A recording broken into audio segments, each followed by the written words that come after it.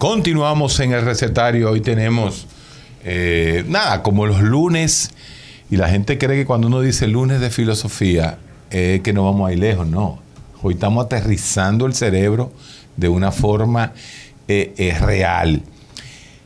Y Carlos Veloz trajo un tema que debemos ponerlo en manos de la Gestalt. Ustedes hablaron de la Gestalt. Quizá la Gestalt es el más importante movimiento de escuela psicológica luego del fracaso del estructuralismo de Tichenet y de Wilhelm Wundt. Sí. Estructuralismo, funcionalismo, cae en la Gestalt. La Gestalt dice, no, espérate.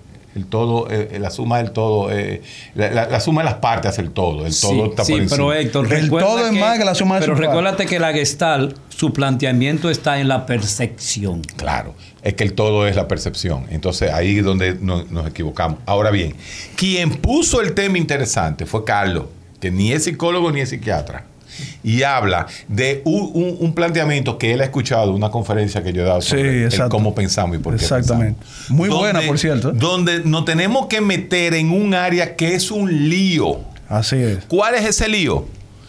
Que el concepto de pensamiento humano no se puede definir a través de la física tradicional, sino que hay que meterse en cuántica. Y cuando nos metemos en física cuántica, de cómo una molécula, estamos hablando en el mundo de la micromolécula, allá abajo, cómo una molécula puede estar en dos sitios al mismo tiempo. ¿Cómo puede estar en dos sitios al mismo tiempo? ¿Y cuál es el concepto de si una molécula está en un lugar, en muchos lugares al mismo tiempo? Se llama omnipresencia. La partícula es omnipresente, según la física. ¿Y entonces a qué se parece eso? A Dios. Al concepto filosófico de Dios. Sí, ¿y en dónde está ubicado en el cerebro el concepto de la creencia de Dios? Hay lugares en el área que pueden definir lo que es la fe. Eso está demostrado. Que pueden definir lo que es la fe. Sí, la creencia... O que se activa cuando tú eres creyente. Lo que pasa es que quirúrgicamente tú la puedes desactivar.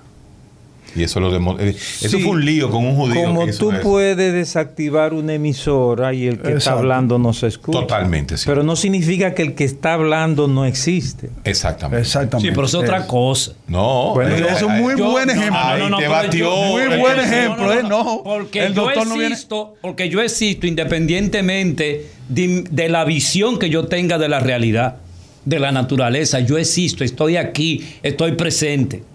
O sea, eso es independientemente. O sea, la presencia, el objeto existe independientemente de mi voluntad.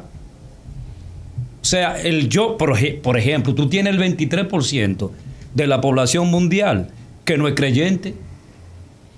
Creen en algo. El 23% de la población mundial no es creyente. Y tenemos un 4% de personas que decidieron juntarse con su propio sexo. El punto es, Eladio, lo que el doctor Guerrero Heredia en su conferencia ha presentado también. ¿Cómo pensamos? Hay un desarrollo para generar ese pensamiento que fue todo lo que tú dijiste ahorita.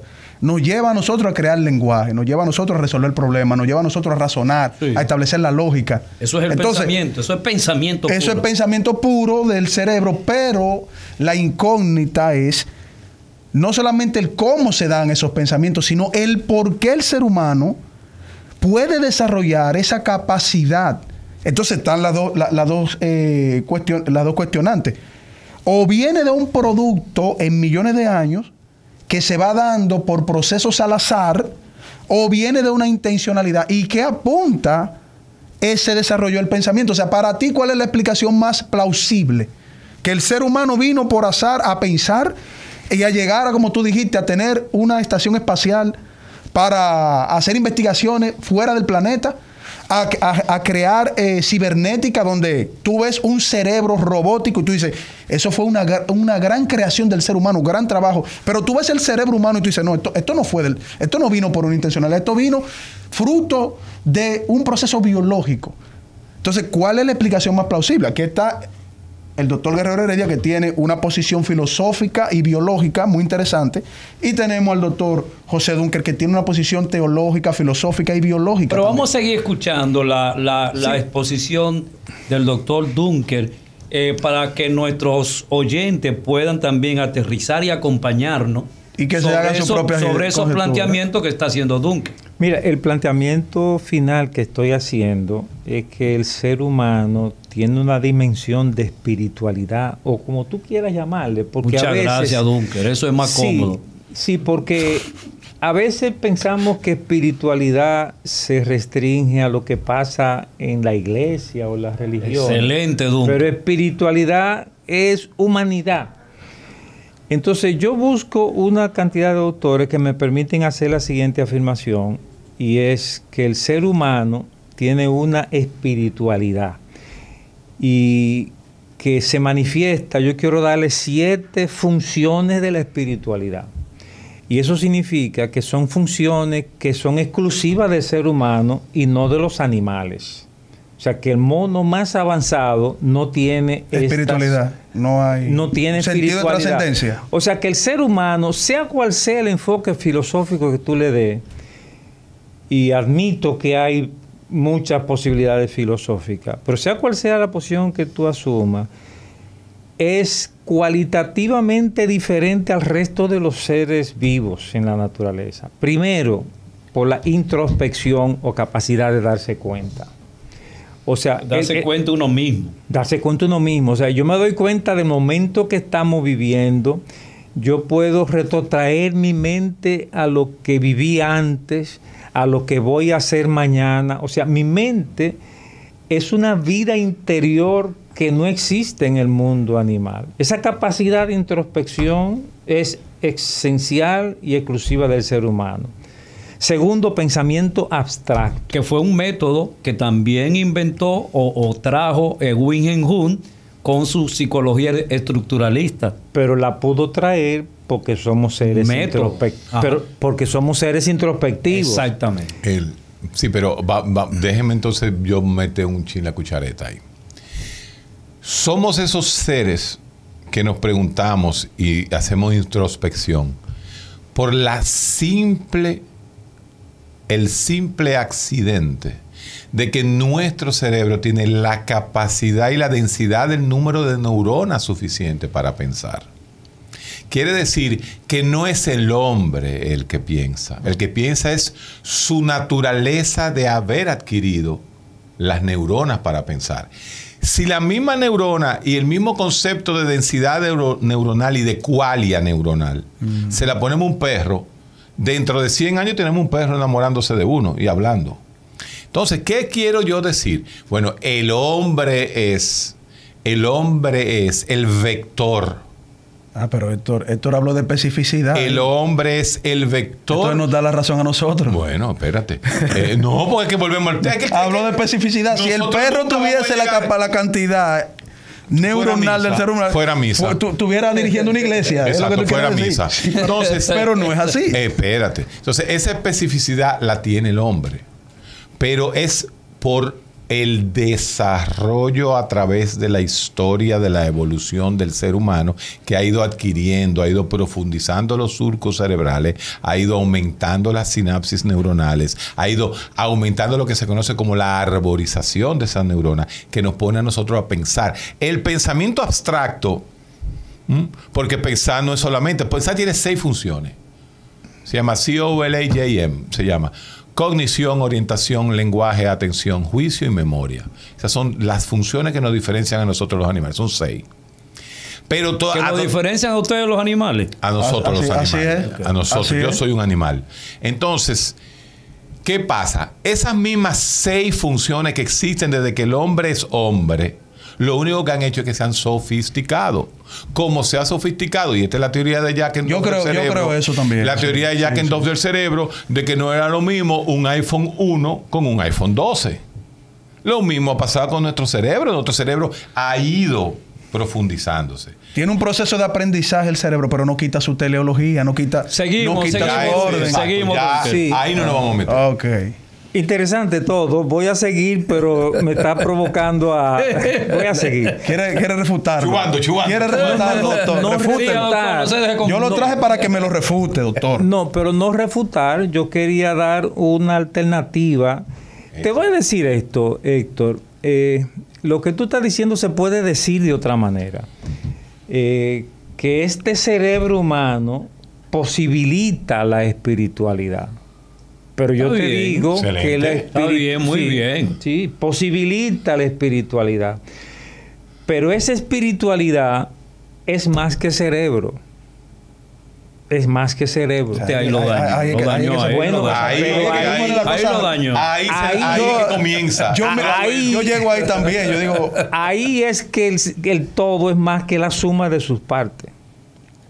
Sí, pero o sea, la espiritualidad no es la materia en sí que nos compone a nosotros. No, o sea, esa interacción neuronal, es esos una átomos. interpretación filosófica. Ahí hay una tautología. De todas maneras, admito que es un tema filosófico que uno puede dar salto. Pero hay evidencia de eso, doctor. Yo creo que... Bueno, la evidencia que yo digo porque la física está hablando de eso. Es que la cuántica. Los estudios neurofisiológicos actuales hablan de un sistema default, que es, ellos dicen que es la dimensión de trascendencia humana. Esa dimensión de trascendencia es lo que estoy llamando espiritualidad. ¿Pero y qué es esa trascendencia? Sentido de trascendencia, lo que hablamos... trascender el aquí y ahora. Ajá. Para yo proyectarme al pasado, al futuro, inventar cosas que no existían. Okay. Es el trascender el aquí y ahora, lo concreto, visible, manejable. Como medible. dijo Héctor, querer ser recordado luego de la muerte. Que Héctor, el ser humano yo te quiere pido buscar eso. observar estas 7 cosas que te voy a mencionar, porque es un trabajo de investigación y reflexión, y lo debes comparar con las 6 funciones que has mencionado, que la quiero anotar, pero te observo que esas funciones que tú estás mencionando aparecen en ciernes en algunos animales. ¿Tú ves? Sí, claro. O sea, pero estas que te estoy diciendo no aparecen. En ningún lugar aparece lo que son las 7 funciones que el doctor José Dunker nos va a explicar después de esta pausa. José Luis 0205, saludo para ese equipo de científicos. Pedro Díaz también está con nosotros. ¿Eladio se puede decir que es científico? Eladio. A veces yo pienso que sí, otras veces lo dudo. ¿Cómo así que Eladio no es científico? A veces pienso que sí. Bueno, yo creo que Eladio, como gran seguidor del mismo Wilhelm Wundt, que aunque sus teorías, como todo en la ciencia, van evolucionando, van cambiando, pero van dejando algo de verdad. Wilhelm Wundt fue el primer psicólogo que llevó a la funcionabilidad, a ver la fisiología. Eladio fuera un excelente científico dominicano si no fuera ateo. Usted es un freco. Usted lo que es un freco. Usted no tiene que estar metiéndose en la vida privada de Eladio y su preferencia. Él me ataca mucho a mí. Su preferencia. Usted es un freco. Eladio, continúe. Pero Wilhelm Wundt fue quien creó en el año 1879 el primer laboratorio científico de psicología. De fisiología. Es cuando la psicología se separa de la filosofía y la psicología empieza entonces un proceso independiente. La filosofía les recuerdo a ustedes dos. Nunca se separa. Les recuerdo a ustedes dos. Vamos a las 7 palabras. Les recuerdo a ustedes dos psiquiatras que el contexto teórico de la psiquiatría es la teoría psicológica. Continúe, doctor. Hablé de la introspección como darse cuenta, como una cualidad exclusivamente humana. El pensamiento abstracto, o sea, de pensar nociones como amor, bondad. El pensamiento complejo, esto significa combinar pensamientos abstractos para producir ideas más complejas. Por ejemplo, cuando tú defines un valor, tú estás combinando ideas para producir una idea superior a la simple idea.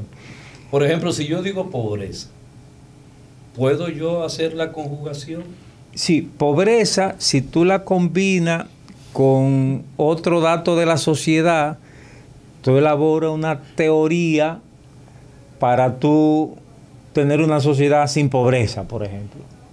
La que planteaba Danilo Medina. Por ejemplo. Bueno, pero lo que me interesa decir es que eso se llama pensamiento complejo y que eso es exclusivo del ser humano. Edgar Morin.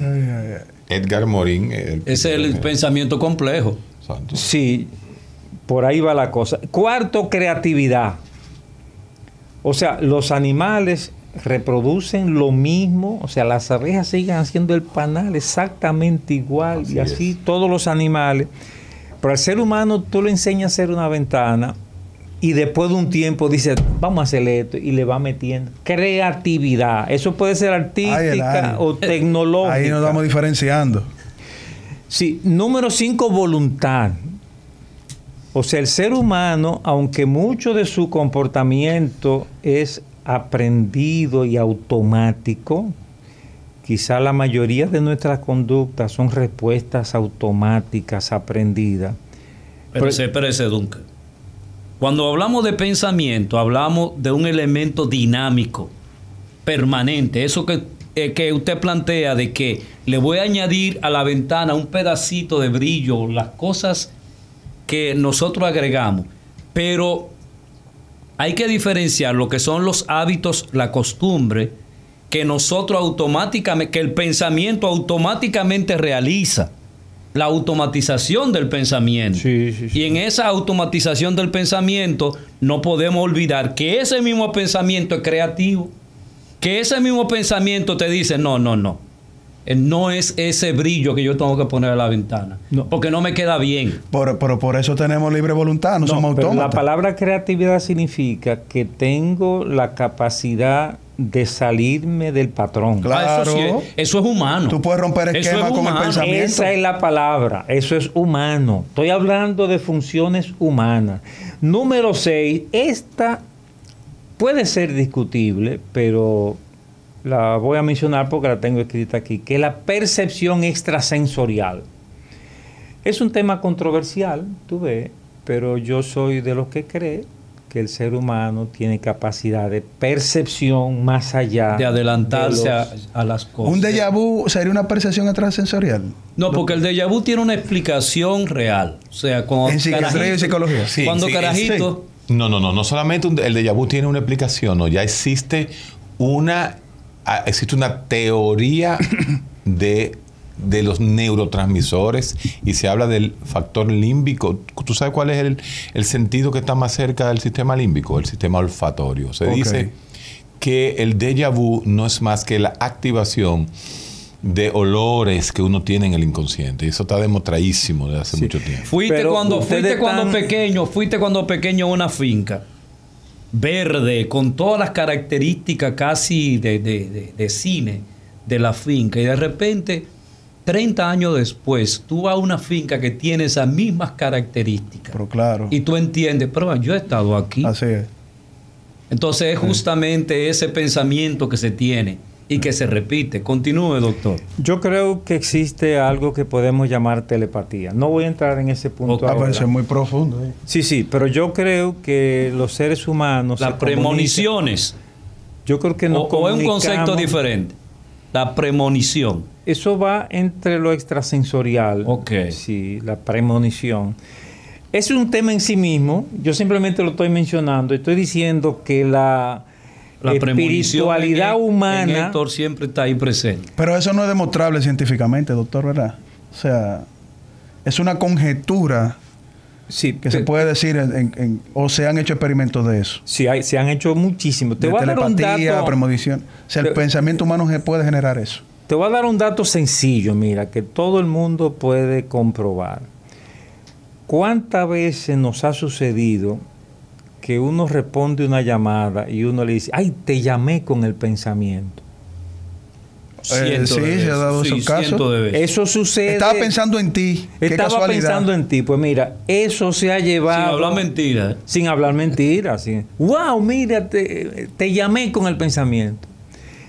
Eso se ha llevado a estudios más rigurosos y algunos creemos que se puede hablar de una función extrasensorial que es la telepatía. Ese es la energía humana Y usted sabe que el cerebro es energía.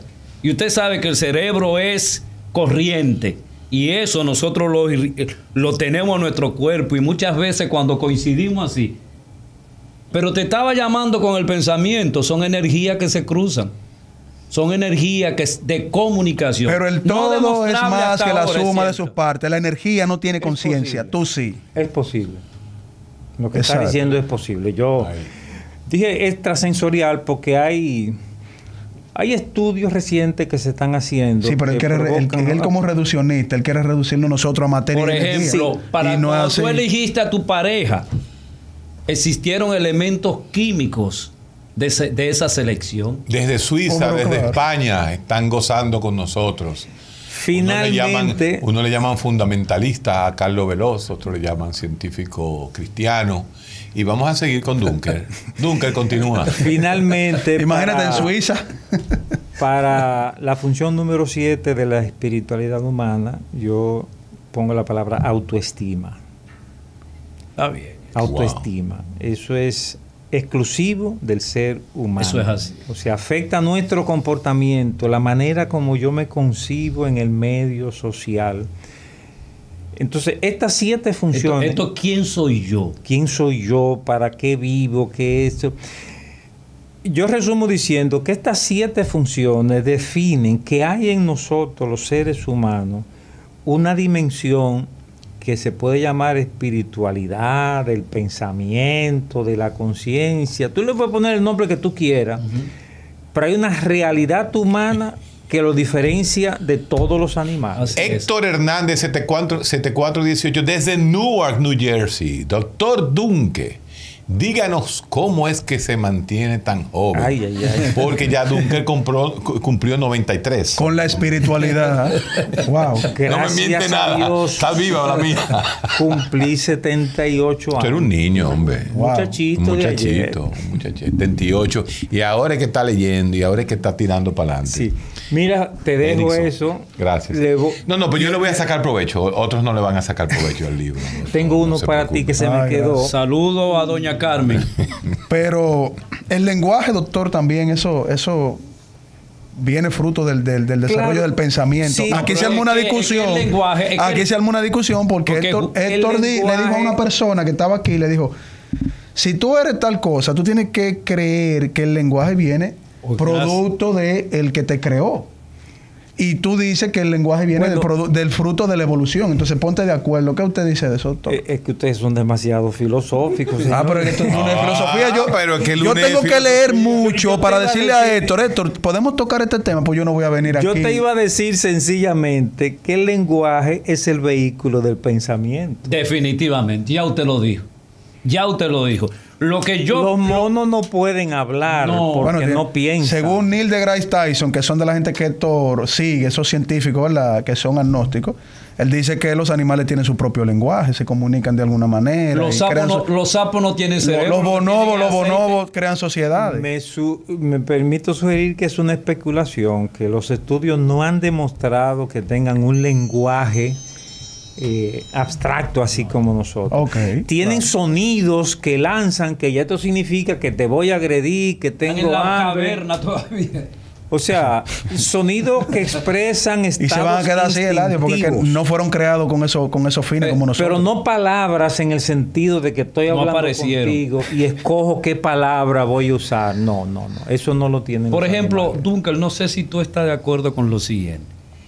Hay un mexicano que murió lamentablemente, Luis Oblita, quien tiene varios libros acerca de la psicoterapia. Y él tiene uno que se llama a sí mismo Psicoterapia, en donde él hace recomendaciones terapéuticas de diferentes alteraciones. Y una de ellas, hay un capítulo que habla de la terapia espiritual. Y dice que hay un procedimiento, pero es muy honrado el tipo y decía, estas terapias son para personas creyentes. Si usted cree, si tú eres creyente, entonces tú como psicólogo puedes entrar en comunicación con esta persona. Pero al final, ¿sabe qué era? Terapia cognitiva conductual. El final de esa terapia de la espiritualidad se resumía en lo que se aplica y que Aaron Beck ha aplicado en lo que se llama cómo cambiar un pensamiento de un ser humano. Quizás es lo más difícil que puede existir, cambiar el pensamiento de alguien. Y en ese sentido hay una gran dimensión entre psicólogos y psiquiatras en eso de la modificación del pensamiento. Porque no hay ningún medicamento, corríjame doctor, no existe ningún medicamento hasta el momento que pueda cambiar un pensamiento. Puede controlar un comportamiento, pero no cambiar un pensamiento. Eso es cierto, sí. El psicólogo sí cambia el pensamiento. Muchas gracias. El recetario de